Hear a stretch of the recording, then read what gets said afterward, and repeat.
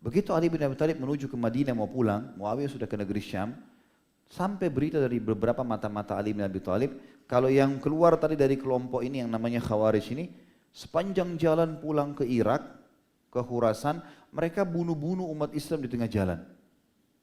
Jadi dibunuh-bunuhin perempuan, ada yang hamil dipukul, dibelah perutnya, ada yang dipenggal, membunuh umat Islam. Besok ini rencananya sudah mau bubar nih, sudah sepakat. Malam itu sebagian Khawarij dari kelompok Muawiyah, dari pasukan Muawiyah, lempar anak panah api ke perkemahannya Ali bin Abi Thalib. Dari kemahnya Ali bin Abi Thalib, lempar juga anak panah api ke wilayahnya Muawiyah. Kira-kira kalau antum hadir pada saat itu, bagaimana? Malam loh ini, nggak ada lampu, nggak ada apa. Lalu mereka sudah atur, yang di kelompoknya Muawiyah, ini Khawarij yang aturin. Apa mereka bilang?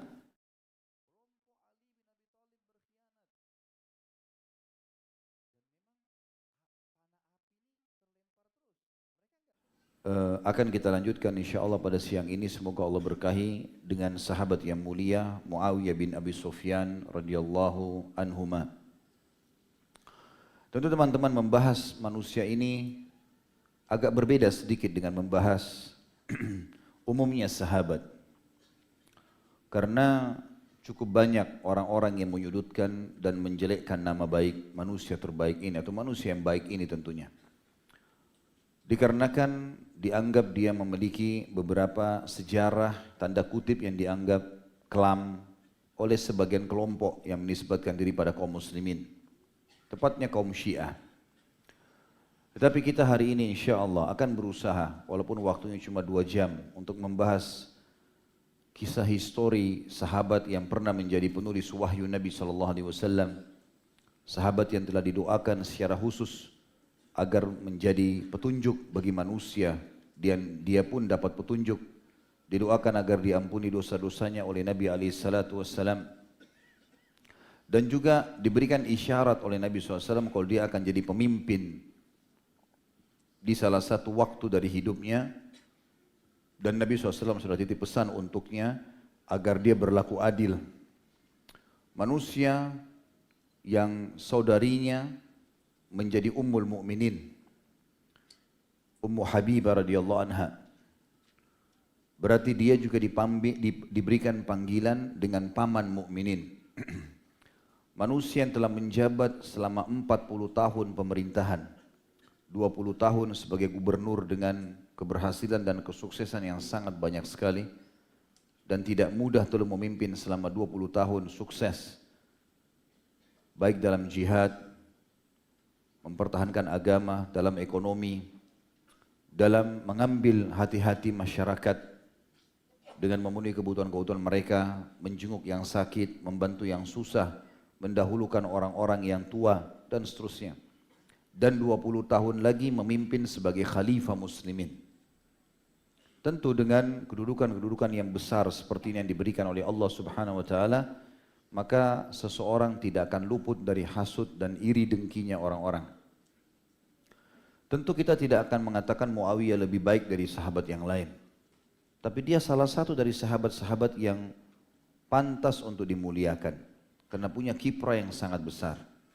Dia tidak akan sampai pada tingkatan Abu Bakar, Umar, Uthman, Ali, Talha, Zubair dan sahabat-sahabat yang dijamin masuk surga. Tapi juga dia bukan sahabat yang tidak punya andil dalam agama. Menjadi penulis wahyu saja yang Nabi SAW pilih itu sudah luar biasa.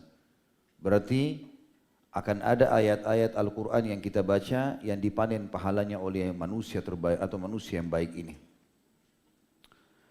Insya Allah kita akan coba teman-teman sekalian, walaupun bahasan ini sebenarnya panjang sekali karena kita membahas orang dari sebelum Islam, masuk Islam jadi sahabat, jadi manusia biasa, bahkan terkenal dengan kehidupan yang sederhananya, kemudian sampai menjadi gubernur selama 20 tahun, kemudian menjadi khalifah selama 20 tahun dan mendirikan dinasti pertama dalam Islam dikenal dengan dinasti Umayyah. Ini cukup panjang. Dan alhamdulillah saya temukan dalam bahasa Indonesia ada buku yang sudah menulis itu dan sudah diterjemahkan. Saya lihat buku ini sangat luar biasa ya, sangat padat. Ditulis oleh Dr. Ali Muhammad As-Sallabi. Memang judulnya Muawiyah bin Abi Sufyan, prestasi gemilang selama 20 tahun sebagai gubernur dan 20 tahun sebagai khalifah. Disertai studi kritis tentang fitnah-fitnah yang terjadi di zamannya. Diterbitkan oleh Darul Haq buku ini dan cukup tebal, Muawiyah bin Abi Sufyan. Beberapa referensi dari apa yang akan disampaikan saya akan ambil dari buku ini, tapi tentu tidak semuanya dari sini. Karena ini memang butuh bahasan yang lama sekali kalau ingin dibedah buku yang sebesar ini. Sementara kita mengambil sekelumit dari kisah sahabat ini agar kita mengambil pelajaran darinya. Dan ada yang saya tambahkan seperti kebiasaan saya dalam membahas biologi tentang biografi sahabat ini atau para sahabat adalah setelah menjelaskan manaqibnya, keutamaan dan kelebihannya, maka kita mengambil ad-durus wal ibar, pelajaran-pelajaran yang bisa kita ambil. Yang mungkin ini saya susunkan dan insya Allah nanti akan diterbitkan dalam bentuk buku juga dengan izin Allah tentang serial sahabat ini. Baik teman-teman sekalian, beranjak daripada nama sahabat yang mulia ini, Muawiyah bin Abi Sufyan bin Umayyah bin Abdis Syams bin Abdul Manaf bin Qusay bin Kilab, punya julukan Abu Abdurrahman. Tentu ini sejalur nasab dengan Nabi SAW.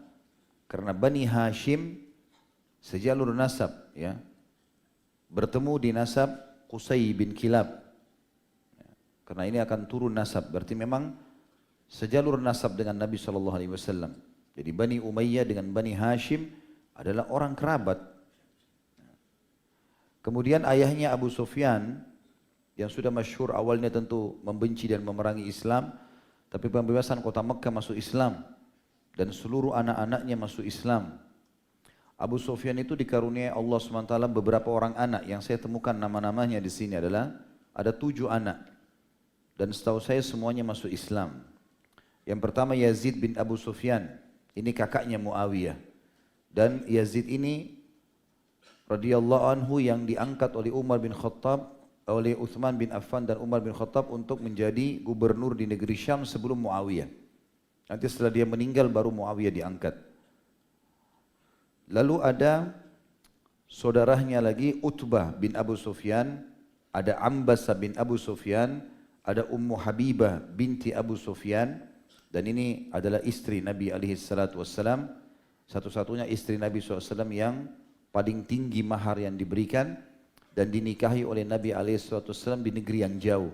Karena Ummu Habibah setelah masuk Islam, karena melihat penyiksaan di Mekah dilakukan oleh orang-orang Quraisy, maka dia pun ikut hijrah ke Ethiopia atau ke Habasyah, dan di sanalah Nabi SAW melamarnya, dan yang langsung memberikan mahar adalah An-Najasyi, raja Ethiopia. Makanya maharnya sangat tinggi yang dihadiahkan pada saat itu. Kemudian ada Ummu Hakam bin Abi Sufyan, dan ada Azza bin Abi Sufyan atau binti Abi Sufyan, maaf. Azza binti Abi Sufyan, ini perempuan, dan yang terakhir yang ketujuh Umaymah binti Abi Sufyan. Dan ini 8 orang anak Abi Sufyan, 7 tadi yang disebutkan, ditambah juga dengan Muawiyah itu sendiri radhiyallahu anhum ajma'in. Istri-istri Abu Sufyan sendiri, tentu itu ayahnya tadi Abu Sufyan, dan ibunya Hindun binti Utbah bin Rabi'ah bin Abdis Syams. Ini juga ketemu dengan ayahnya Abu Sufyan di Abdis Syams. Ya. Awalnya terkenal Hindun sangat membenci Islam, sampai kita tahu kisahnya di Uhud, dia yang memerintahkan agar dada Hamzah dibelah. Tapi subhanallah, Islam tidak pernah melihat masa lalu seseorang. Karena pembebasan kota Mekah, Hindun binti Utbah masuk Islam radhiyallahu anha, dan ternyata dia memiliki banyak pertanyaan dalam Islam yang akhirnya menjadi sebuah hukum. Di antaranya dia menanyakan tentang hukum bolehkah seorang istri mengambil uang dari suaminya yang sama sekali tidak memberikan nafkah. Maka Nabi SAW pun membolehkan selama itu memang hak dia. Nafkah, makan, minum, pakaian, tempat tinggal, transportasi sesuai dengan kemampuan suami. Muawiyah sendiri radhiyallahu anhu memiliki beberapa orang istri. Yang masyhur adalah Maisun binti Bahdal. Maisun binti Bahdal Al-Kalbiyah ini yang akhirnya lahir darinya Yazid bin Muawiyah yang akan menjadi khalifah setelah Muawiyah meninggal dunia. Dan Maisun ini juga melahirkan seorang anak perempuan lagi buat dia atau buat Muawiyah radhiyallahu anhu, Amah Rabbil Masyariq. Ya. Tapi ini meninggal waktu masih kecil. Muawiyah awalnya waktu menikah sama wanita ini memuliakannya, hanya saja wanita ini selalu saja melantunkan syair-syair menggambarkan kalau dia merindukan kampung halamannya. Dan kesannya dalam syairnya memojokkan Muawiyah. Dia tinggal menikah sama Muawiyah dari masa jahiliyah sampai menjadi khalifah. Dia cukup lama. Tapi di istana Muawiyah di Damaskus pada saat itu dia menyebutkan syair, dia mengatakan sungguh sebuah rumah di mana kebahagiaan berkibar padanya lebih aku cintai daripada sebuah istana yang megah. Jadi dia seperti berkeluh kesah, walaupun istananya Muawiyah besar, saya tidak suka, saya lebih suka badui, padang pasir. Unta muda yang berlari mengikuti dan mendahului induknya lebih aku cintai daripada seekor bagal yang dihiasi. Anjing yang menggonggong orang-orang yang datang malam hari lebih aku cintai daripada seekor kucing yang jinak. Karena biasanya di padang pasir orang pelihara anjing yang menggonggong, di istana orang pelihara kucing. Memakai kain kasar sementara hatiku berbahagia lebih aku sukai daripada memakai kain lembut tipis. Makan remahan roti yang di samping rumahku lebih aku sukai daripada makan roti yang empuk. Suara-suara angin di setiap sudut perkampungan padang pasir lebih aku sukai daripada dentuman rebana. Anak muda berhati mulia dari kaumku lagi kurus lebih aku sukai daripada laki-laki yang kasar yang banyak makan. Jadi dia menilai Muawiyah dengan penilaian ini. Kesannya Muawiyah itu kasar dan banyak makan. Kerasnya kehidupanku di perkampungan lebih menarik dariku daripada kehidupan yang penuh kemewahan. Saya tidak pernah mencari pengganti selain tanah kelahiranku, cukuplah itu ia bagiku sebagai kampung halaman yang terhormat. Setelah Muawiyah mendengar syair-syair ini dan sering dilantunkan, maka dia pun akhirnya menceraikan istrinya Maisun. Karena dari bahasa-bahasa ini kesannya dia ingin bercerai, dan Muawiyah mengatakan, sungguh putri Bahdal tidak rela sehingga dia menyebutku dengan laki-laki kasar dan banyak makan. Padahal sebenarnya itu keliru. Ada riwayat yang dinukil dan ini diluruskan oleh para ulama tentang masalah hadis Nabi SAW, hadis riwayat Imam Muslim, yang waktu Nabi SAW memerintahkan sahabat untuk memanggilkan Muawiyah. Hadis itu disebutkan dari Ibnu Abbas radhiyallahu anhuma, beliau berkata, aku pernah sedang bermain-main bersama anak-anak di Madinah di dekat rumah Rasulullah SAW. Lalu aku pun datang, maka aku bersembunyi di balik pintu. Lalu Rasulullah SAW datang dan aku bersembunyi di balik pintu. Lalu beliau pun menghampiriku dan menepuk punggungku sambil berkata, pergilah dan panggillah Muawiyah untukku. Maka kata Ibnu Abbas, aku pun pergi dan sesaat kemudian aku kembali, aku berkata dia sedang makan. Kata Ibnu Abbas, beliau bersabda, pergilah lagi dan panggillah dia untukku. Aku pergi dan sesaat kemudian aku kembali, lalu aku berkata dia sedang makan. Maka Nabi SAW mengatakan, semoga Allah tidak mengenyangkan perutnya. Hadis ini diriwayatkan Imam Muslim nomor 2604. Banyak orang yang menyalahfahami hadis ini, seakan-akan Rasulullah SAW sedang mendoakan keburukan.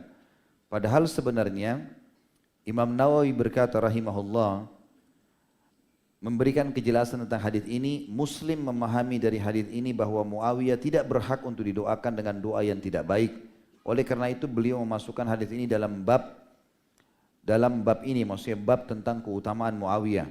Dan selain Muslim menjadikan hadis ini ke dalam keutamaan Muawiyah karena pada hakikatnya sabda Nabi SAW adalah doa yang baik untuknya, dan itu bukan doa yang buruk. Jadi seakan-akan Nabi SAW kalau dalam retorika bahasa Arab mengatakan semoga dia selalu menikmati makanan. Jadi bukan berarti keburukan. Orang Arab kalau mengatakan semoga Allah tidak mengenyangkan perutnya, maksudnya semoga dia selalu menikmati makanan sampai sebelum dia kenyang dia selalu merasakan kenikmatan. Tapi banyak orang yang menarik ini seakan-akan hal yang negatif gitu. Dan setelah hadis ini keluar banyak hadis Nabi SAW yang mendoakan Muawiyah, seperti kasus hadis yang sahih mengatakan Nabi SAW bersabda, ya Allah, ajarkanlah Muawiyah Alkitab atau Al-Quran. Juga doa Nabi SAW kepada Muawiyah atau untuk Muawiyah, ya Allah, jadikanlah dia petunjuk yang mendapatkan petunjuk. Jadi cukup banyak sekali ya, keutamaan-keutamaan yang disebutkan tentang Muawiyah. Jadi ini bukan negatif sebenarnya tentang masalah ma'ashba Allahu batna. Allah, ya, semoga Allah tidak mengenyangkan perutnya. Jadi ini bukan sesuatu negatif tapi hal yang positif. Semoga Allah membuat dia menikmati selalu makan. Kok dalam 2 kali dipanggil kemudian dia masih makan. Itu pun ulama hadis sebagian menanggapi mengatakan Ibnu Abbas radhiyallahu anhuma belum membahasakan kepada Muawiyah. Bukan mengatakan, hai Muawiyah, Rasulullah manggil kamu. Tapi dia cuma lihat Muawiyah makan lalu dia kembali. Ya Rasulullah sedang makan. Pergi panggilin lagi, dia cuma lihat, dia enggak panggil, dia enggak sampaikan ke Muawiyah. Kalau engkau dipanggil oleh Rasulullah dan langsung balik, ya Rasulullah sedang makan. Jadi bukan kasusnya sudah disampaikan kepada Muawiyah lalu Muawiyah tidak mau datang, bukan itu. Yang banyak orang salah faham dalam penjelasan. Makanya para ulama sudah memaparkan panjang lebar tentang makna daripada hadis ini. Dan ini Imam Muslim rahimahullah, kata Imam Nawawi, memasukkan dalam bab tentang keutamaan dan bukan doa yang buruk. Kita sekarang akan menggambarkan teman-teman sekalian tentang masuk Islamnya Muawiyah radhiyallahu anhu. Tentu ada ciri khas dulu ya. Disebutkan oleh para ulama dan ini di buku kita tentang ciri fisiknya.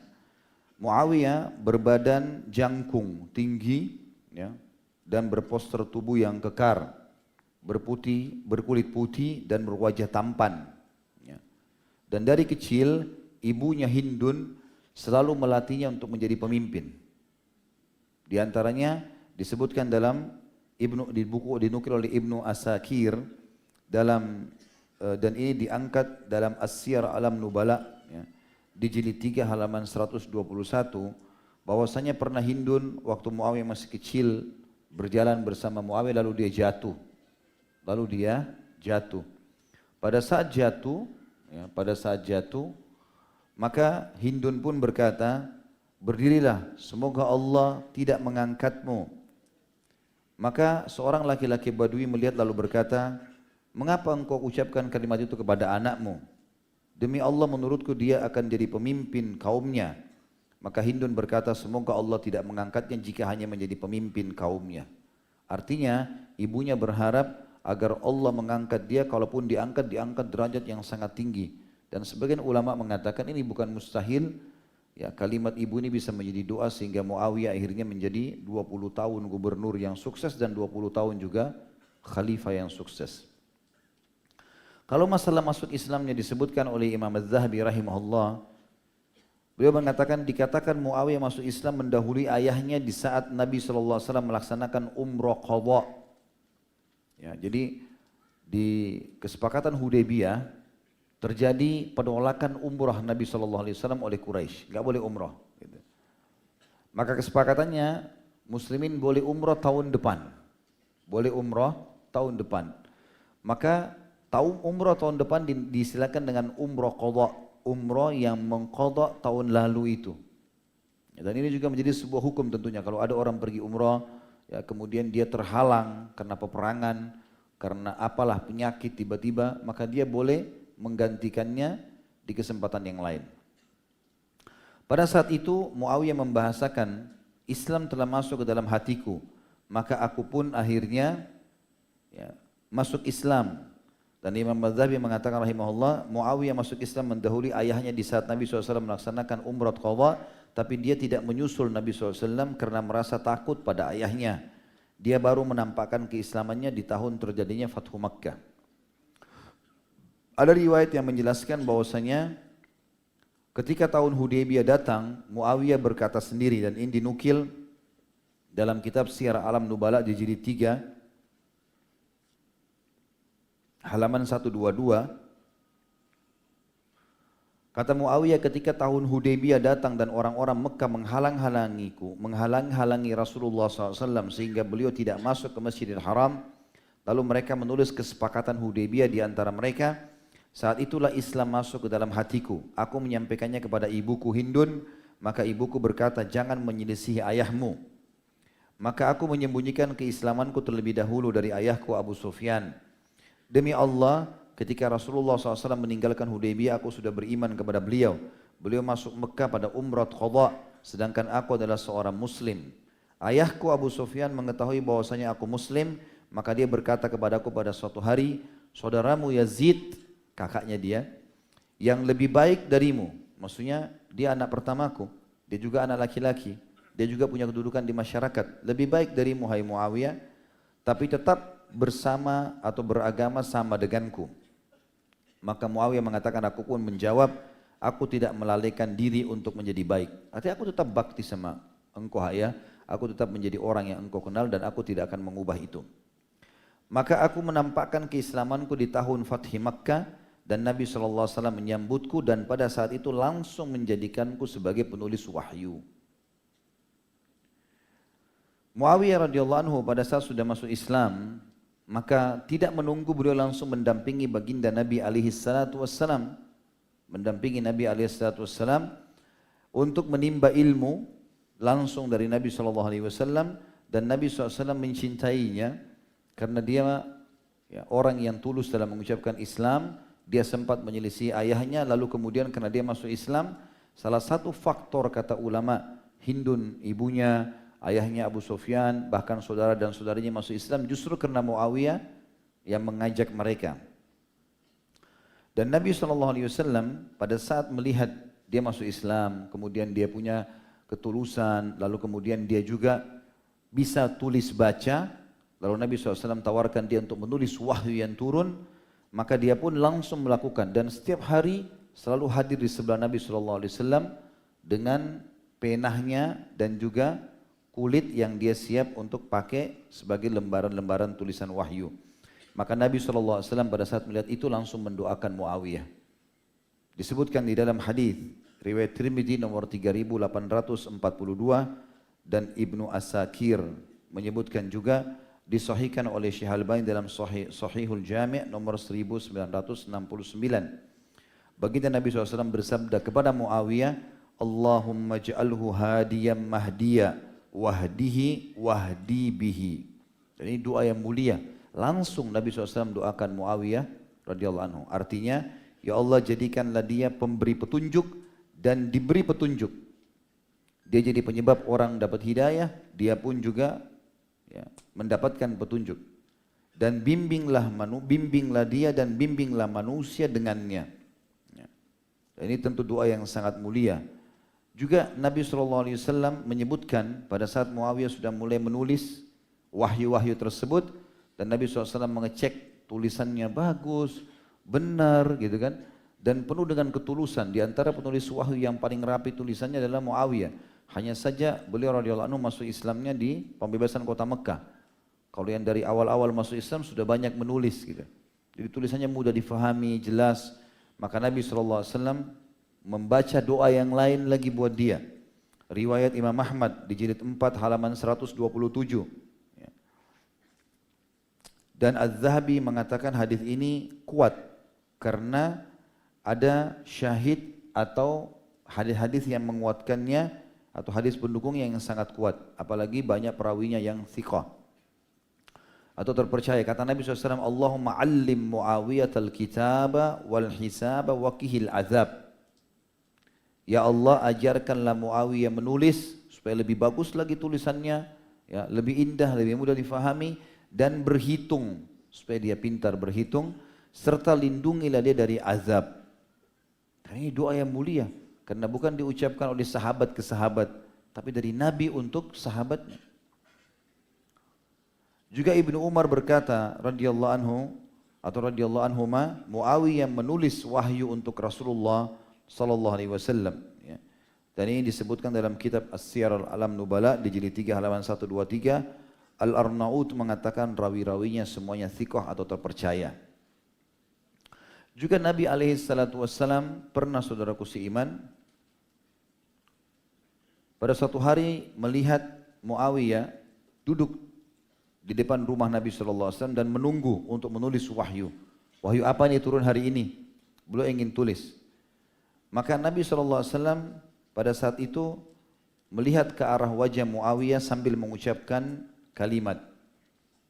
Dan ini kata ulama, hadisnya hadis sahih riwayat Imam Ahmad di jilid 4 halaman 101 yang memberikan isyarat kalau Muawiyah nanti akan jadi pemimpin. Kata Nabi SAW, ya Muawiyah, in wallaita amran fattaqillaha wa'dil. Hai Muawiyah, jika kamu satu waktu dipikulkan kepercayaan memimpin muslimin, maka bertakwalah kepada Allah dan berlaku adillah. Artinya Nabi SAW sudah tahu dia akan jadi pemimpin satu waktu. Dan Nabi SAW sudah wasiatkan secara pribadi. Bertakwa kepada Allah, patuh nanti kalau kau jadi pemimpin, dan juga berlaku adillah. Dan sebagian ulama menukil pendapat-pendapat para salafus saleh ya, di kalangan sahabat, bagaimana mereka mengatakan Muawiyah adalah orang yang sangat adil pada kepemimpinannya sehingga akhirnya membuat masyarakat negeri Syam dan muslimin mencintainya. Kemudian berjalanlah waktu-waktu karena masuk Islamnya pada saat pembebasan kota Mekah, dan itu sudah masuk di tahun 9, akhir 9 atau tahun 10 Hijriah. Maka Nabi SAW pun pulang setelah pembebasan kota Mekah menuju ke Taif, ya, melakukan atau terjadi peperangan di lembah Hunain. Dan pada saat itu sudah pernah saya ceritakan di cerita kita yang sebelumnya, Harithah bin Nu'man. Kalau teman-teman masih ingat pada bulan yang sebelumnya, sebelum Muawiyah bin Sufyan kita sempat bahas Harithah bin Nu'man, orang yang sangat bakti dengan ibunya dan termasuk salah satu dari 100 orang yang dijamin rezekinya di dunia dan di akhirat karena bersama Nabi SAW di lembah Hunain untuk melawan kurang lebih 12.000 pasukan musuh. Dan ulama menukil bahwasanya Muawiyah termasuk salah satu dari 100 orang itu yang dijamin bagi mereka rezeki. Dan itu pada saat turun firman Allah Subhanahu wa taala tentang ketenangan yang diberikan untuk orang-orang yang ada di Hunain. Dalam surah At-Taubah ayat 26 yang berbunyi, A'udzubillahi minasyaitonirrajim, surah nomor 9 ayat 26. ثم أنزل الله سكينته على رسوله وعلى المؤمنين وأنزل جنودا لم تروها وعذب الذين كفروا وذلك جزاء الكافرين. Kemudian Allah menurunkan ketenangan kepada Rasulnya dan orang-orang beriman yang bersamanya. Dan dia Allah menurunkan bala tentara para malaikat yang tidak terlihat oleh kalian. Dan dia menimpakan azab kepada orang-orang kafir, itulah balasan bagi orang-orang yang kafir. Dan para sahabat menyaksikan sendiri bahwasanya Muawiyah termasuk orang-orang yang ikut dalam perang Hunain dan termasuk orang-orang mukmin 100 orang yang bertahan bersama Nabi SAW. Juga dinukil bahwasanya beliau termasuk orang yang menginfakkan hartanya di perang Hunain dan terlibat juga di perang Tabuk setelahnya. Nah, setelah Tabuk Nabi SAW meninggal, maka peperangan yang tersisa dihadiri oleh Muawiyah radhiyallahu anhu. Tentu ada beberapa riwayat yang lain yang menjelaskan tentang bagaimana Nabi SAW menyebutkan tentang keutamaan-keutamaan Muawiyah. Nanti akan kita sebutkan di manaqibnya itu insyaAllah. Kita akan sebutkan di keutamanya tentang beberapa riwayat tentang kesuksesan nanti atau akan suksesnya pasukan Muawiyah untuk menguasai negeri Syam. Bahkan dijanjikan pengampunan dosa karena Nabi SAW mengatakan pasukan umatku yang pertama meraungi lautan akan diampuni dosanya. Dan itu yang paling pertama adalah Muawiyah radhiyallahu anhu sebagaimana akan kita jelaskan nanti insyaAllah. Tentu beliau berjalan di zaman khilafah Abu Bakar, belum menjadi atau belum memiliki jabatan apa-apa. Nanti di zaman Umar bin Khattab radhiyallahu anhu, beliau lalu memilih gubernur-gubernur dan Umar bin Khattab terkenal orang yang sangat detail sekali memilih gubernur. Harus orang yang paling bertakwa, tidak mengejar jabatan, ya, orang yang betul-betul memberikan hak masyarakatnya gitu kan. Bahkan Umar bin Khattab seringkali memantau secara langsung para gubernurnya. Beliau mengangkat gubernur pertama negeri Syam dan waktu itu wilayah terbesar kekuasaan umat Islam negeri Syam. Palestina, Yordania, Lebanon dan Syria, 4 negara ini, dan sebagian ulama mengatakan sebagian wilayah Asianya Turki itu masuk dalam istilah ini, walaupun 4 negara ini yang sudah pasti. Itu wilayah terluasnya kaum muslimin pada saat itu. Ya. Karena Madinah sama Mekah juga dikuasai, tapi ini termasuk wilayah asing yang terdiri dari dua jazirah Arab yang dianggap besar. Nah, Umar bin Khattab menunjuk pada saat itu Yazid bin Abi Sufyan, kakaknya Muawiyah. Sampai akhirnya Yazid meninggal dunia, lalu Umar bin Khattab menunjuk langsung Muawiyah. Dan Muawiyah ditunjuk oleh Umar bin Khattab, dan kalau kita tidak ragu dengan keutamaan Umar bin Khattab, maka kita tidak akan ragu dengan keutamaan Muawiyah yang dipilih langsung oleh Umar bin Khattab. Dan Umar bin Khattab tidak mencopotnya sampai Umar bin Khattab meninggal. Dan uniknya, setelah Umar bin Khattab meninggal dan Utsman bin Affan menjadi khalifah, maka Utsman bin Affan melanjutkan ya, ke jabatan atau tingkatan gubernur ini, jabatan gubernur ini untuk Muawiyah. Sampai Utsman bin Affan pun meninggal dunia. Jadi memang kurang lebih 20 tahun Muawiyah menjadi gubernur di negeri Syam. Dan dua khalifah Umar dan Utsman radhiyallahu anhum ajma'in yang memilih secara langsung, yang merupakan juga mereka dikenal dengan Khulafaur Rasyidin atau khalifah-khalifah tertunjuk yang dipilih setelah Nabi SAW meninggal dunia. Ada sebagian orang juga yang menganggap ini negatif, mengatakan Utsman bin Affan karena dari suku Umayyah, maka dia pilih juga Muawiyah karena dari suku Umayyah. Yang ini keliru.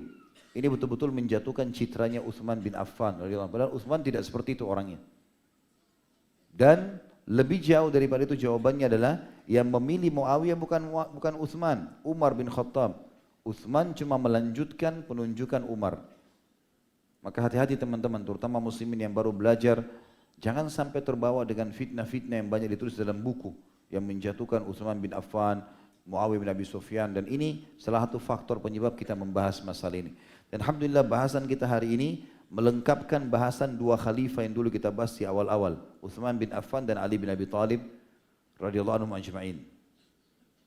Imam Az-Zahabi berkata, cukuplah bagi kalian sebagai bukti seseorang yang diangkat oleh Umar sebagai gubernur di satu wilayah, kemudian Utsman meneruskannya.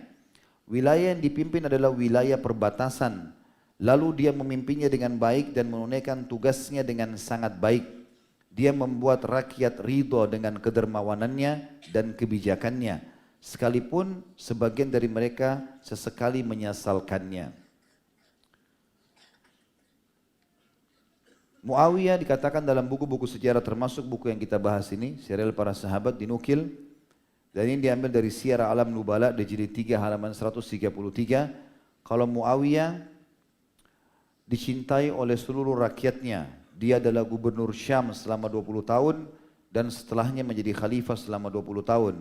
Tidak seorang pun menggugat kekuasaannya. Tidak pernah ada yang memberontak di zamannya dia. Sebaliknya, seluruh umat tunduk pada hukumnya.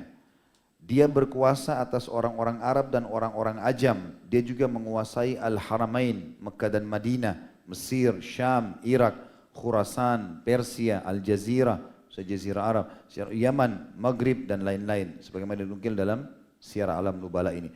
Artinya seluruh wilayah Islam di bawah naungan dia, dan dia dihitung raja pertama dalam yang mendirikan dinasti pertama dalam Islam, kerajaan pertama, karena sebelumnya Khulafaur Rasyidin. Kemudian beliau punya kedudukan-kedudukan yang tinggi di kalangan sahabat. Jadi kalau sahabat memuji, maka sudah cukup bagi kita. Kalau datang orang-orang setelah mereka ini, setelah sahabat, di zaman-zaman sekarang yang mulai menjelek-jelekkan Muawiyah, melaknat-laknatnya radhiyallahu anhu, maka ini tentu terbantahkan. Abu Darda berkata tentang Muawiyah radhiyallahu anhu majma'in, aku tidak melihat seseorang yang solatnya paling mirip dengan solat Rasulullah SAW daripada pemimpin kalian ini, yakni Muawiyah. Dan ini disebutkan dalam Syiar A'lam Nubala di jilid 3 halaman 135, dan Al-Naud mengatakan rawi-rawinya semua thiqah. Yang luar biasa adalah Ali bin Abi Thalib radhiyallahu anhu, yang sempat terjadi perselisihan antara Muawiyah dan Ali, dan akan kita sebutkan masalah perselisihan tersebut ya. Mengatakan jangan pernah kalian membenci kepemimpinan Muawiyah. Ali yang bilang radhiyallahu anhu, jangan pernah kalian membenci kepemimpinan Muawiyah. Karena jika kalian kehilangan dia, niscaya kalian akan melihat kepala-kepala berjatuhan dari lehernya. Artinya akan terjadi keributan. Dia pemimpin yang pantas, yang dengannya tidak terjadi keributan. Dan ini disebutkan dalam kitab Tarikhul Islam di jilid 2 halaman 378. Dari Quraib Maula Ibnu Abbas radhiyallahu anhum jema'in bahwa dia melihat Muawiyah mengerjakan sholat isya. Lalu dia mengerjakan sholat witir dengan 1 rakaat, tidak lebih. Muawiyah sholat witir 1 rakaat. Kemudian Quraib ini, mantan budaknya Abdullah bin Abbas, mengabarkan hal itu kepada Abdullah bin Abbas. Maka Abdullah bin Abbas berkata, dia benar, Muawiyah benar. Wahai anakku, tidak seorang pun dari kami yang lebih tahu daripada Muawiyah. Salat witir itu 1 rakaat atau 5 rakaat atau 7 rakaat atau lebih daripada itu. Dan ini disebutkan dalam Syiar Alam Nubala di jilid 3 halaman 152. Dan ini tentu dijelaskan bagaimana kedudukannya yang dipandang oleh para sahabat. Abdullah bin Abbas adalah ulamanya sahabat.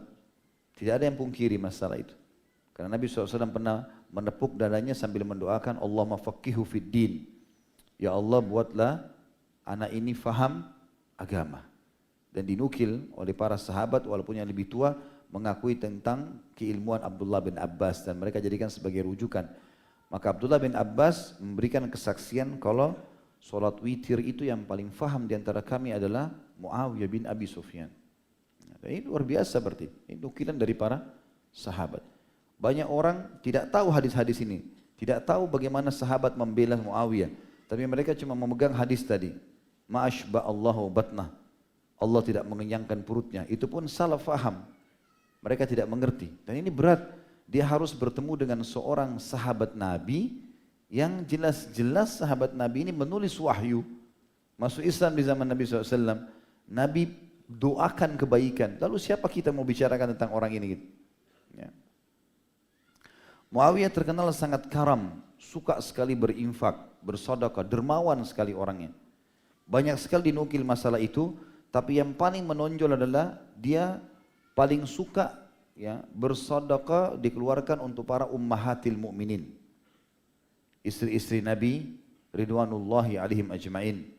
Di antaranya dikatakan Sa'id bin Abdul Aziz rahimahullah menukil Muawiyah pernah membayar utang untuk Aisyah sebanyak 18.000 dinar. Urwa berkata, suatu kali Muawiyah mengirimkan 100.000 kepada Aisyah. Demi Allah sore tidak menjelang kecuali dia telah membagi-bagikannya.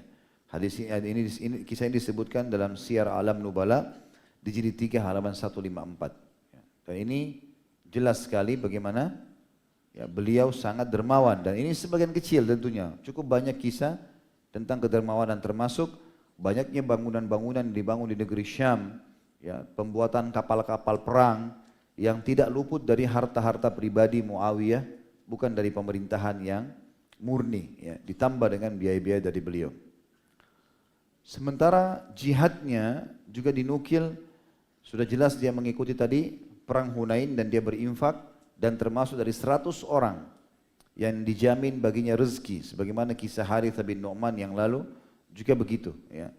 Orang semua pada lari di perang Hunain maka dia tetap kokoh bersama Nabi SAW padahal baru masuk Islam.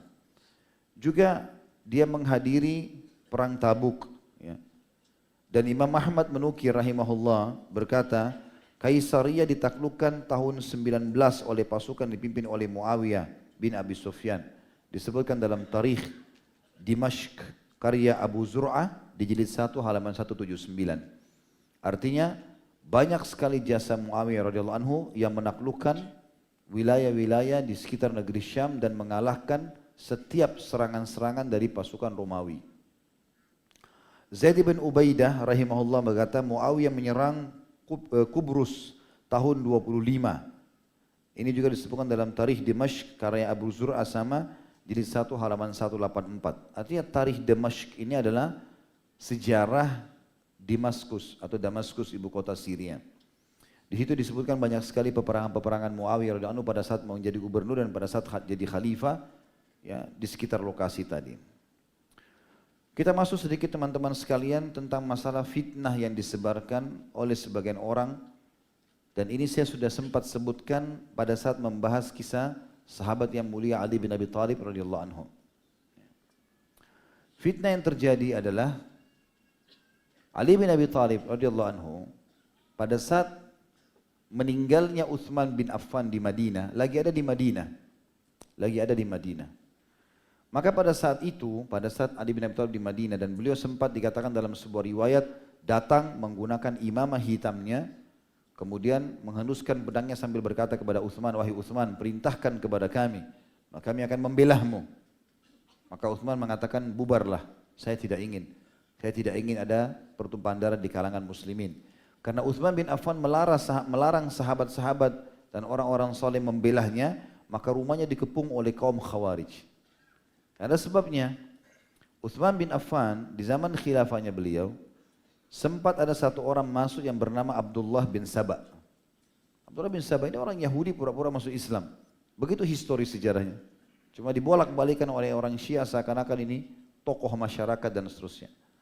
Kemudian dia menyebarkan fitnah kalau Abu Bakar sama Umar merebut khilafahnya Ali. Dia tidak sebut Utsman di zaman khilafah, dia takut ditangkap. Ternyata Utsman melihat orang ini buruk, ditangkap, dikeluarin dari Madinah, diusir. Begitu diusir dari Madinah, pergi, rupanya dia sakit hati, dia ajak orang-orang Arab Badui yang baru-baru masuk Islam dikompor-komporin. Di antara fitnahnya dia adalah dia mengatakan Utsman bin Affan itu nepotisme. Itu banyak keluarga-keluarganya yang dipekerjakan, termasuk Muawiyah yang di negeri Syam jadi gubernur. Sebelumnya kakaknya Yazid. Padahal sekali lagi tadi yang mengangkat mereka siapa? Umar bin Khattab. Tidak ada hubungannya. Utsman bin Affan cuma lanjutkan. Dan segala macam fitnah lah. Ada tanah masyarakat yang diribut oleh Utsman, ada begini, ada begitu. Sehingga datang orang-orang ini yang nanti terbentuk kelompok Khawarij dari mereka. Yang memang keluar dari pemerintahan. Maka mereka masuk mengepung. Dan Utsman bin Affan radhiyallahu anhu terdesak pada saat itu. Sudah sangat tua radhiyallahu anhu. Maka akhirnya mereka pun waktu sudah dikompor-komporin oleh Abdullah bin Saba ini masuk ke dalam rumah lalu membunuh Utsman bin Affan radhiyallahu anhu. Waktu Utsman bin Affan terbunuh, radhiyallahu anhu, maka terjadilah heboh pada saat itu ya. Karena baru saja khalifah sebelumnya Umar dibunuh oleh Abu Lu'lu'. Dan itu jadi masalah besar bagi umat Islam. Karena kalau tidak ditangkap pembunuhnya, untungnya Abu Lu'lu' mati, dia bunuh diri sendiri. Kalau enggak pasti dikisah, dipenggal. Maka dianggap pembunuhnya Umar sudah ditangkap, sudah mati. Tapi pembunuh Utsman tidak ditahu siapa, karena banyak yang masuk ke dalam rumah pada saat itu. Dan mereka menghantamkan pedangnya secara bersamaan.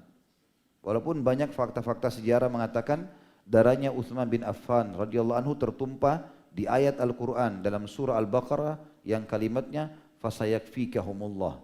Allah pasti akan membalas kalian. Darah itu ada di situ, ya.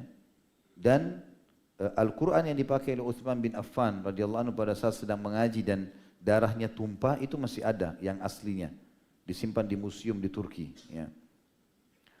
Maka ini tentu teman-teman sekalian membuat pada saat itu heboh karena tidak ditahu siapa pembunuhnya.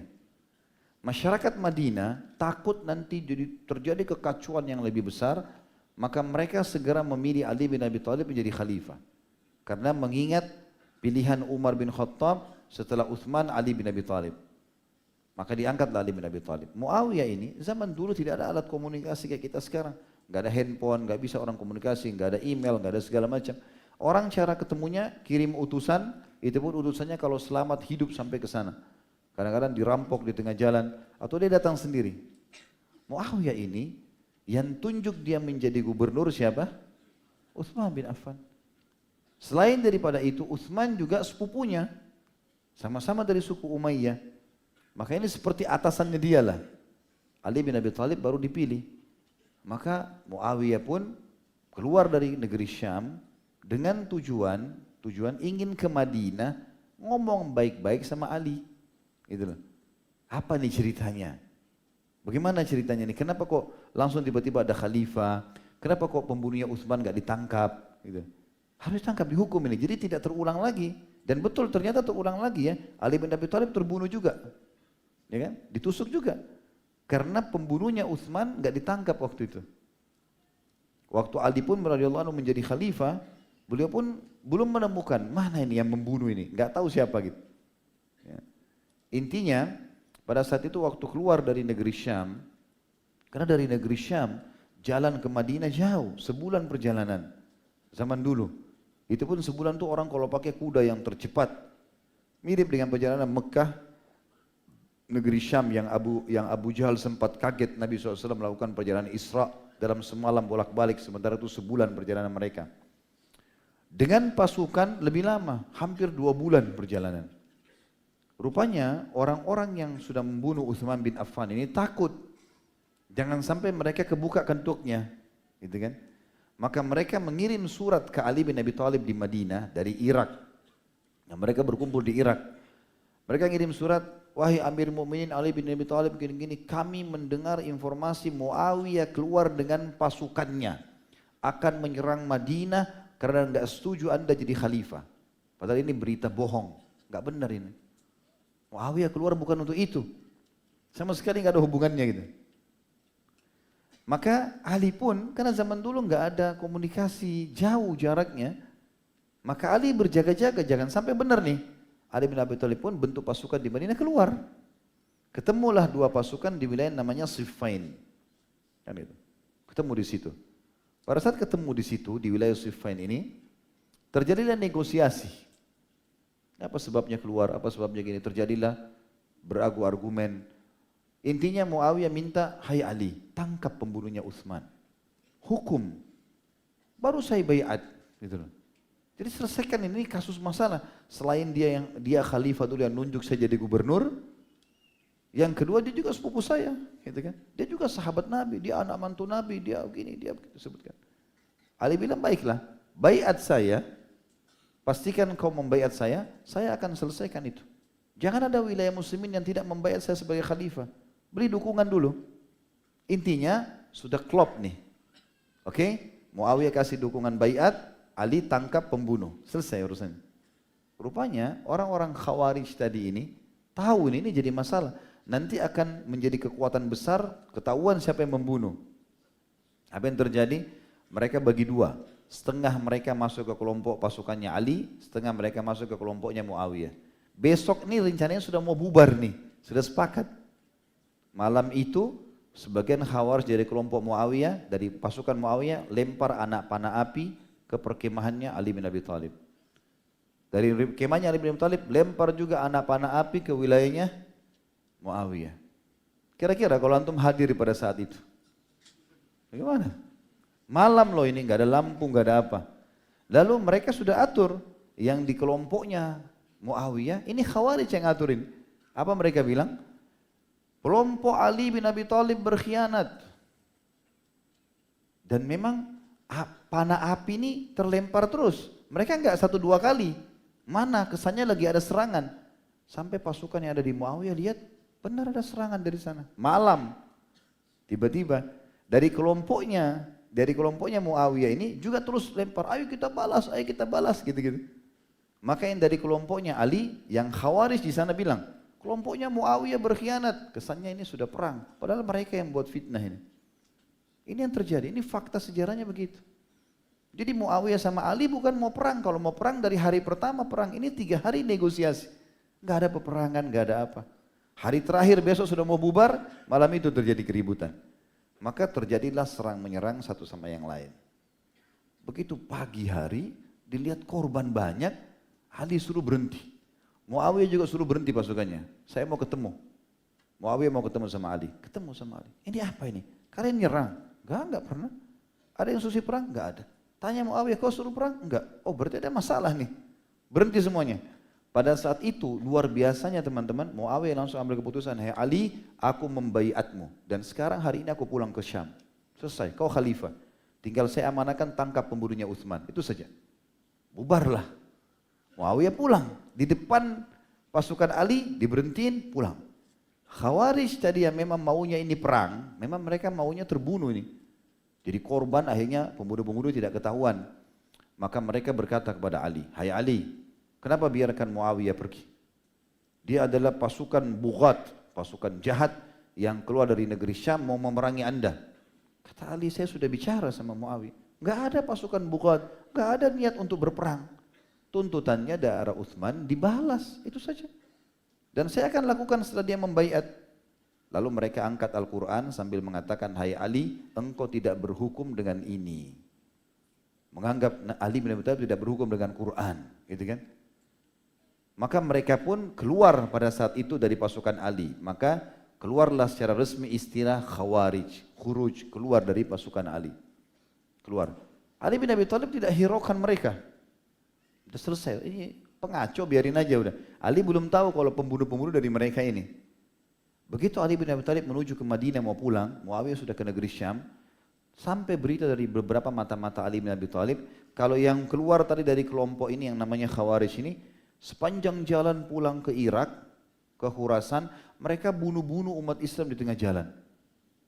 Jadi dibunuh-bunuhin, perempuan ada yang hamil dipukul, dibelah perutnya, ada yang dipenggal, membunuh umat Islam. Ali bin Abi Thalib nggak jadi pulang ke Madinah, kembali lagi. Lalu Ali bin Abi Thalib berkemah mengutus Abdullah bin Abbas radhiyallahu anhu, dakwahi mereka itu.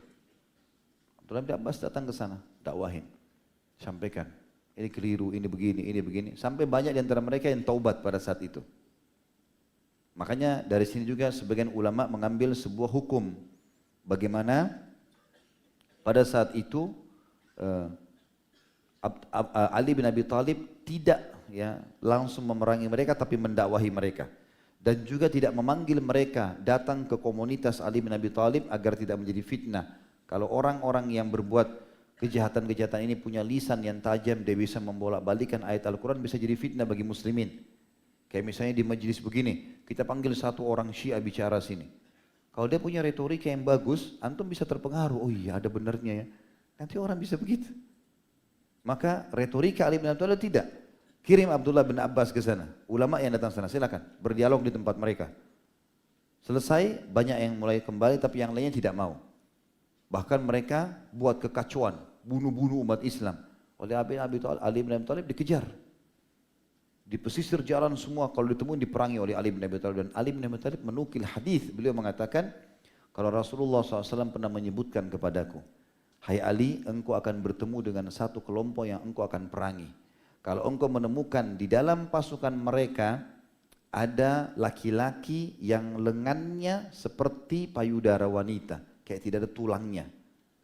Itu pemimpin mereka. Kalau itu ada di pasukan, ketahuilah kau dalam keadaan benar. Maka Ali bin Abi Thalib memerangi terus mereka sampai pasukannya mereka habis terbunuh. Gitu kan? Walaupun masih ada kelompok Khawarij di tempat-tempat lain, tapi ini yang membuat kekacauan tadi terbunuh. Maka Ali bin Abi Thalib berkata pada pasukannya, cari mana itu? Itu Sadain namanya. Orang yang tangannya seperti payudara perempuan, cari di pasukan. Begitu ditemukan, Ali bin Abi Thalib dengan pasukannya bertakbir, sujud syukur kepada Allah kalau mereka bukan membunuh sembarangan orang, tapi betul. Karena Nabi SAW mengatakan engkau akan membunuh mereka, dan mereka itu kelompok Khawarij. Dan Nabi SAW sebutkan banyak dalam hadis. Kalau Khawarij adalah anjingnya, neraka dan seterusnya ya. Ada mungkin teman-teman bisa baca artikel khusus masalah itu. Ringkas cerita, Muawiyah radhiyallahu anhu itu pulang ke negeri Syam, membaiat Ali, tidak pernah memberontak. Sama sekali tidak pernah. Ini termasuk yang ditulis oleh penulis buku kita yang sedang kita bedah, pembelaan untuk Muawiyah. Beliau mengatakan fitnah terjadi antara Ali dengan Muawiyah, dan di antara keduanya terjadi apa yang telah terjadi. Masing-masing dari keduanya betul-betul hanya berharap wajah Allah dan alam akhirat. Muawiyah keluar untuk menginginkan kebaikan, Ali juga keluar untuk menginginkan kebaikan. Di antara mereka ada yang benar dan ada di antara mereka yang salah. Jika seseorang mujtahid benar, dia mendapatkan 2 pahala, dan jika salah dia mendapatkan 1 pahala. Dan kami meyakini semua sahabat Rasulullah SAW adalah udul. Udul itu artinya baik dan terjaga agama dan akhlaknya. Baik Ali maupun Muawiyah dan semua sahabat. Mereka tidak menginginkan dunia dan kenikmatannya yang fana, dan mereka tidak sekalipun mengharapkan perhiasannya. Al-Hafidh Ibn Katsir rahimahullah berkata, apa yang terjadi di antara Muawiyah dengan Ali setelah Utsman terbunuh terjadi karena dasar ijtihad dan pendapat, sehingga terjadilah peperangan besar di antara mereka. Kebenaran pada saat itu ada di pihak Ali, sedangkan Muawiyah dimaklumi menurut jumhur ulama salaf dan khalaf kalau itu bukan juga kesalahan. Karena Ali bin Abi Thalib sudah dianggap khalifah, gitu kan? Seperti itulah.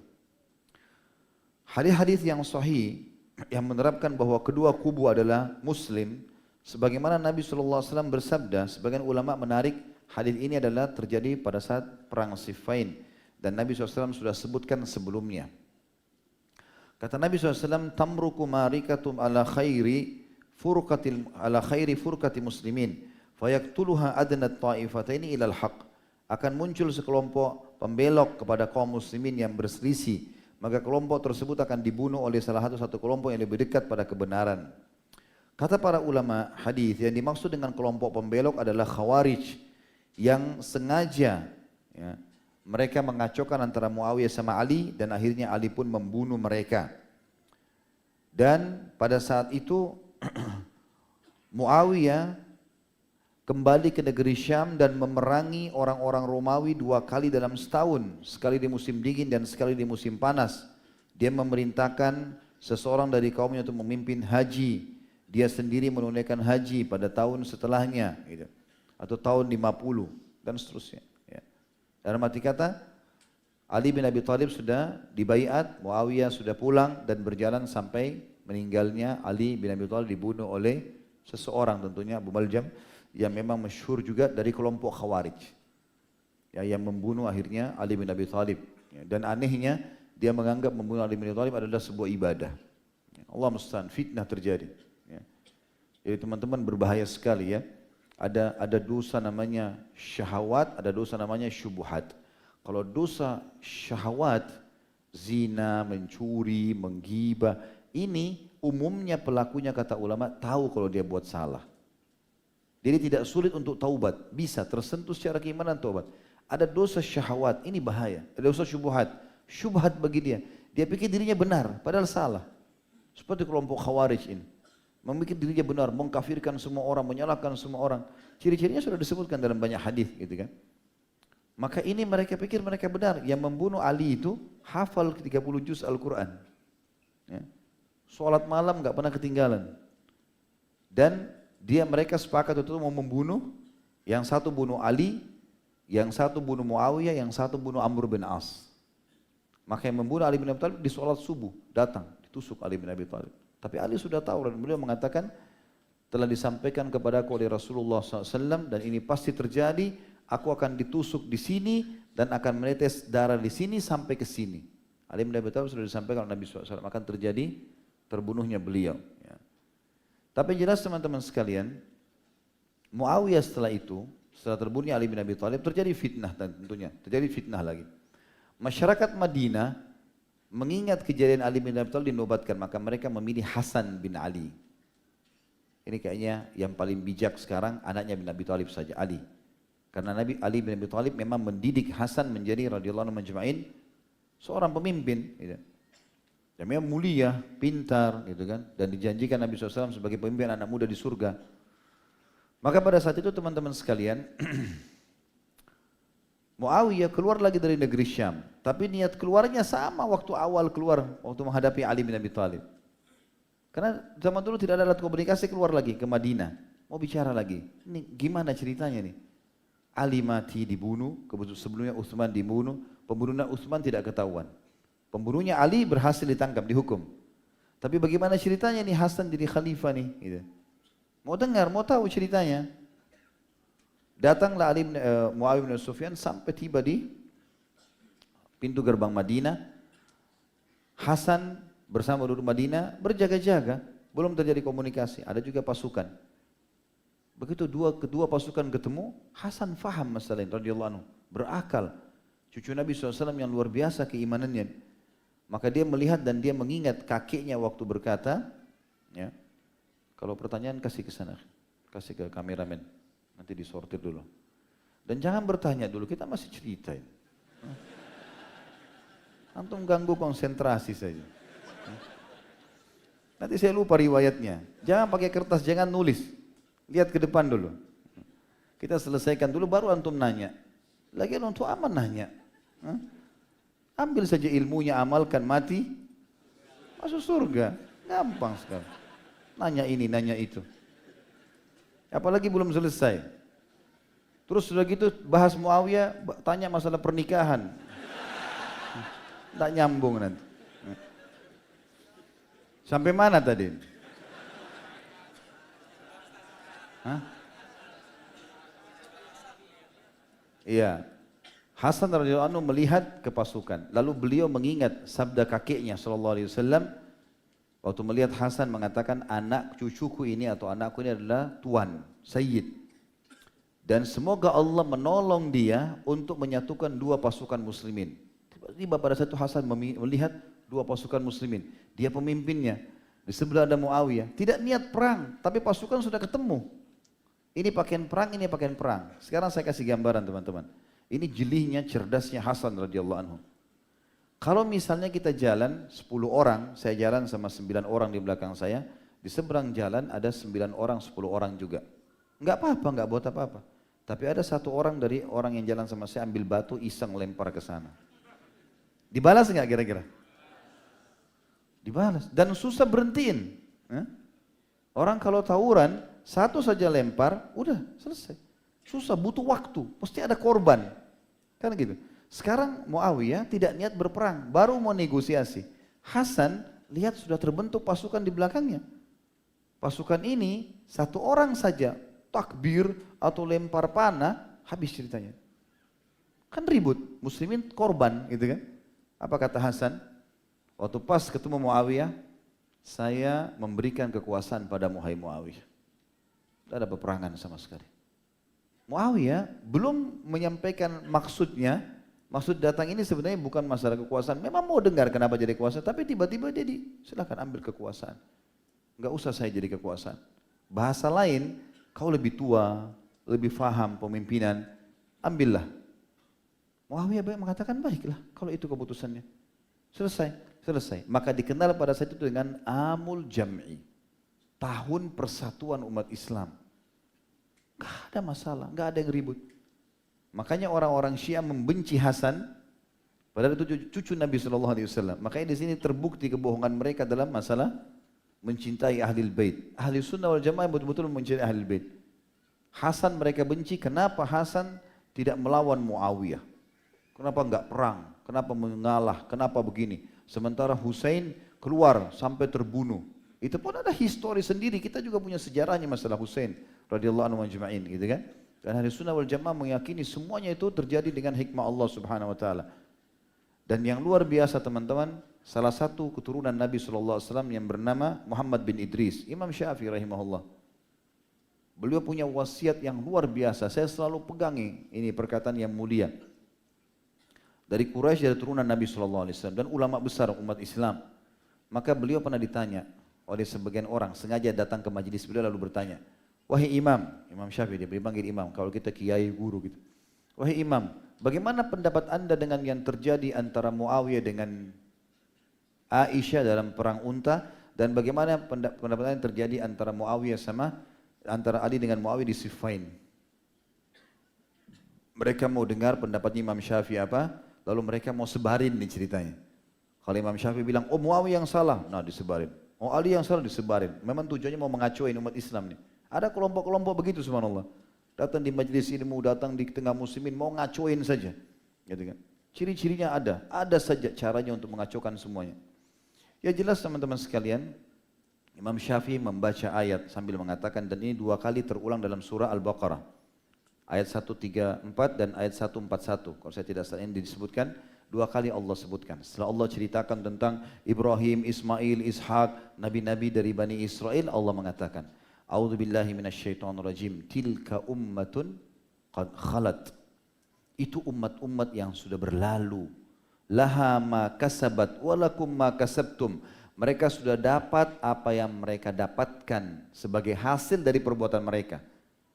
Walakum ma kasabtum, dan kalian juga akan mendapatkan hasil dari perbuatan kalian. Wala tus'aluna amma kanu ya'malun. Jangan pernah nanya-nanya lagi kenapa apa yang mereka lakukan. Ini perkataan Imam Syafi'i, Allah bijak sekali. Artinya siapa yang benar, Muawiyah, Ali, hukum yang terbunuh itu umat yang telah berlalu. Yang salah dihukum Allah, yang benar juga akan dikasih balasan. Dan kita juga ini akan dihisab sama Allah. Kita juga akan dihisab, maka harus kita jaga diri kita sendiri. Dan Allah bilang, tidak usah tanya-tanya lagi apa yang mereka lakukan. Sudah selesai, ambil pelajaran saja. Dan ini kalimat yang sangat bijak. Seorang salafus saleh yang lain berkata, kalimat yang luar biasa bijaknya. Mereka mengatakan, sungguh kita harus bersyukur kepada Allah karena Allah telah menyelamatkan pedang-pedang kita di zaman itu. Bayangkan ikhwan dan akhwat sekalian, kalau kita hidup di zaman Siffin, kita mau ikut siapa? Pasukan Muawiyah kah? Pasukan Ali kah? Dua-duanya sahabat Nabi, gitu kan? Tidak ada yang pungkiri Ali bin Abi Thalib lebih afdal daripada Muawiyah, lebih dulu masuk Islam dan seterusnya, gitu kan? Tapi dua sahabat Nabi, di pasukannya Ali ada sahabat Nabi, di pasukannya Muawiyah ada sahabat Nabi. Kata beliau, kata mereka ini perkataan mulia. Salah satu ulama tabi'in, saya lupa namanya, tapi perkataan dia mulia sekali. Dia mengatakan, kita harus bersyukur Allah telah menyelamatkan pedang-pedang kita pada saat itu. Kita enggak hidup sama itu. Kenapa sekarang kita hidup ikutkan lisan kita untuk berperang? Mereka sudah meninggal. Sekarang lisan kita juga berantem. Muawiyah yang salah, Ali yang salah. Ribut dengan itu. Karena tidak ada gunanya. Allah sudah selamatkan pedang kita dulu, ya sudah. Kembali kepada perkataan Imam Syafi'i, tilka ummatun qad khalat, itu umat telah berlalu. Laha ma kasabat walakum ma kasabtum wa la tusaluna amma kanu ya'malun. Itu paling baik dan bijak, gitu kan? Juga tentunya Muawiyah radhiyallahu anhu setelah selesai masalah itu kembali ke negeri Syam dan resmi ternobatkan menjadi khalifah dinasti Umayyah yang pertama. Dan untuk mendirikan sebuah kerajaan besar teman-teman, berkuasa dari tahun 40 Hijriah sampai 132 Hijriah, ini nggak gampang.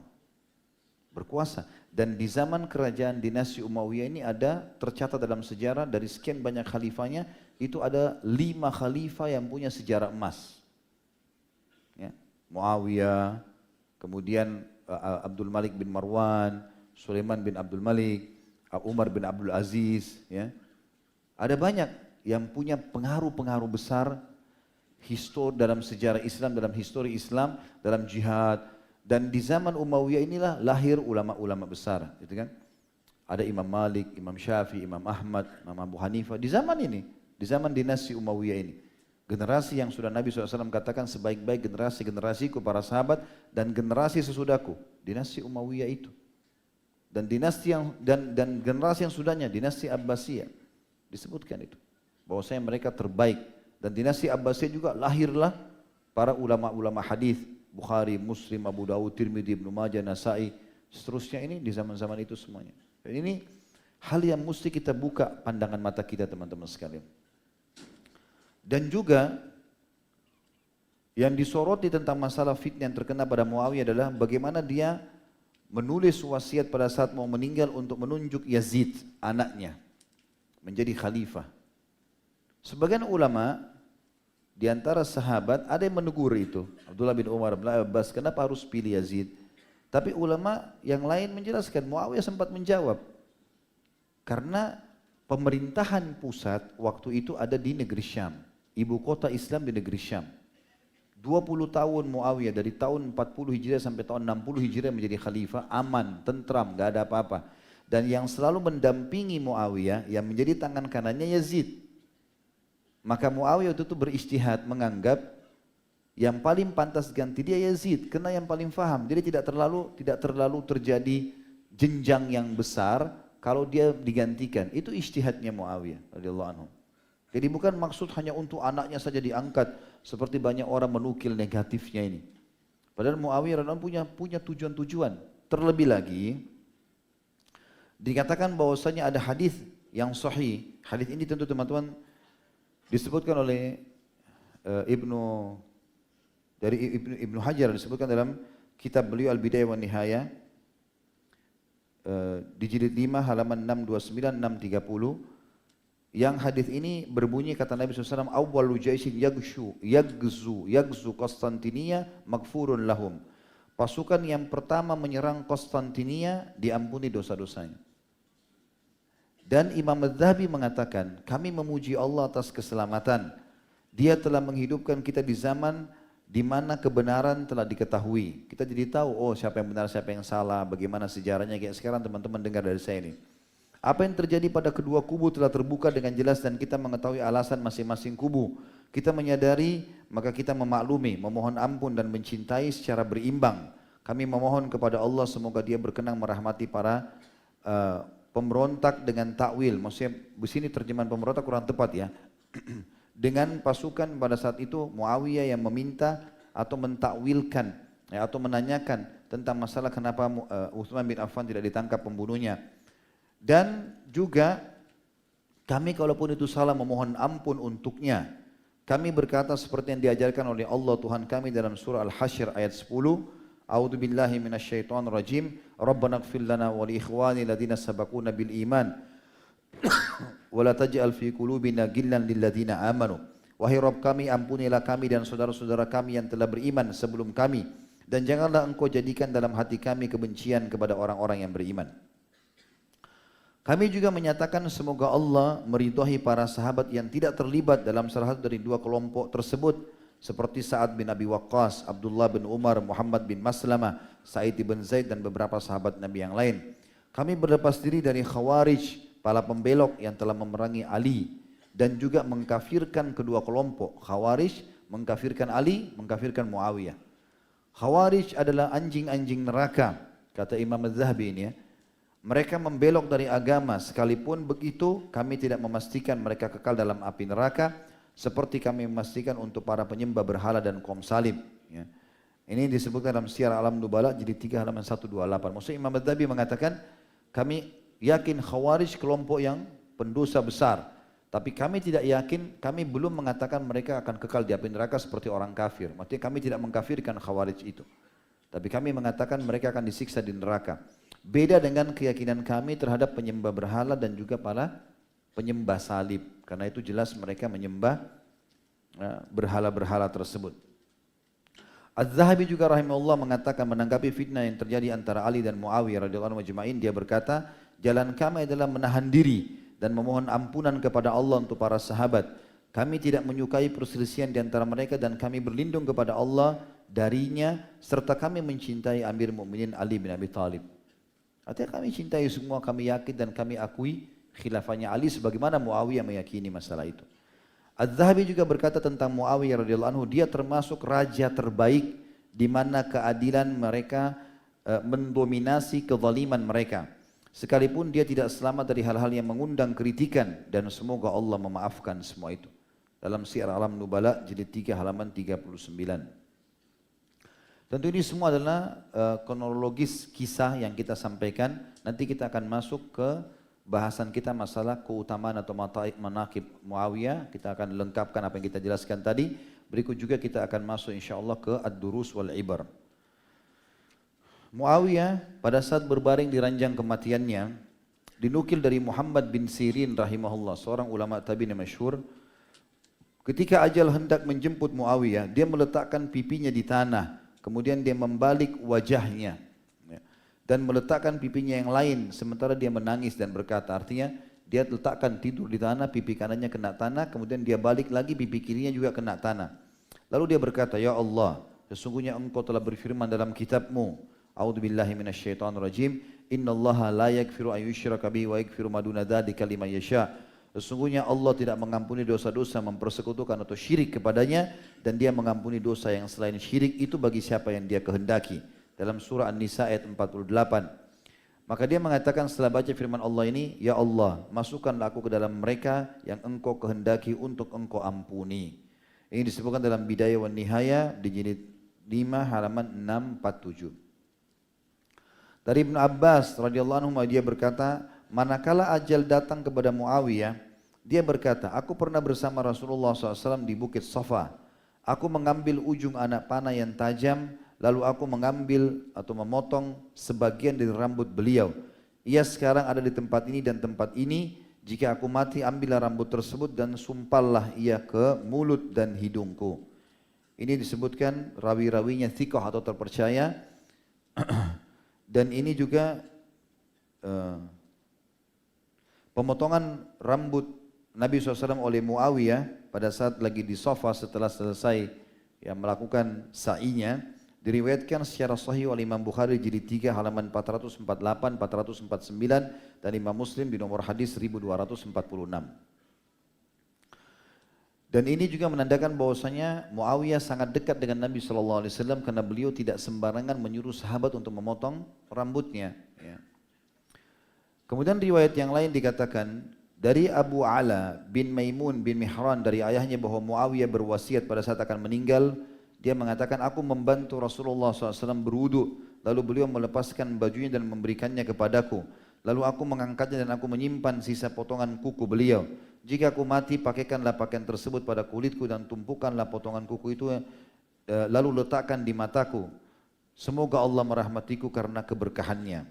Ini disebutkan dalam Tarikhul Islam di jilid 2 halaman 323. Kalau ada yang bertanya, apa memang ini betul terjadi? Jawabannya iya. Tapi ini terjadi hanya atau dari Nabi SAW. Memang sahabat mengambil sisa air wuduk beliau, menyimpan sisa rambutnya, itu sering terjadi. Dan itu tidak asing kalau dari Nabi SAW. Tapi tidak dinukil sahabat melakukan kepada sahabat yang lain.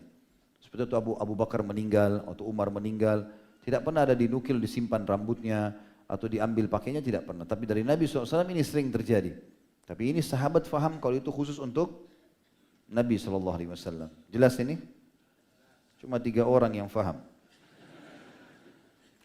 Baik, Abu Amr bin Ala berkata, manakala ajal menjemput Muawiyah, seseorang berkata kepadanya, mengapa engkau tidak berwasiat? Maka dia berkata, ya Allah, maafkanlah kekeliruan, ampunilah kesalahan, maklumilah dengan kemurahanmu kebodohan orang yang tidak berharap selainmu, tidak ada tempat berlari di belakangmu. Lalu dia berkata, ini adalah kematian, tidak ada keselamatan dari kematian, dan apa yang kita takutkan setelah kematian lebih buruk dan lebih menakutkan.